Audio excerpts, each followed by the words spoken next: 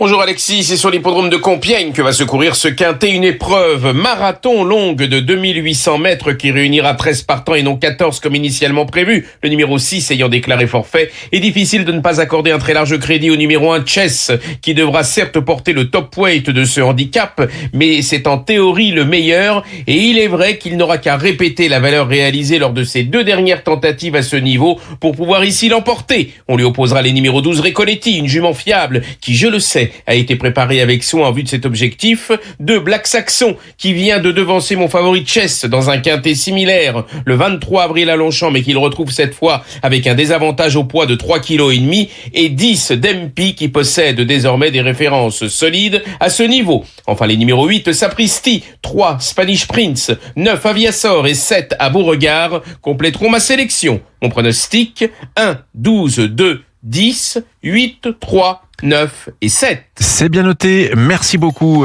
Thierry Léger. On vous retrouve demain. Si vous n'avez pas eu le temps de noter les pronostics de Thierry Léger, vous allez sur europe1.fr ou sur l'application Europe 1 et vous les retrouvez bien évidemment. Il est 6h04 quasiment sur Europe 1, l'heure de retrouver la semaine politique d'Alexis de La Fontaine. Bonjour Alexis.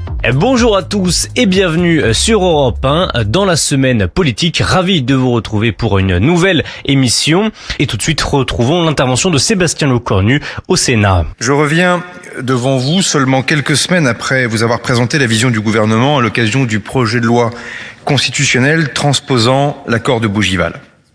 Le Sénat l'a discuté sereinement, il en a débattu sur le fond.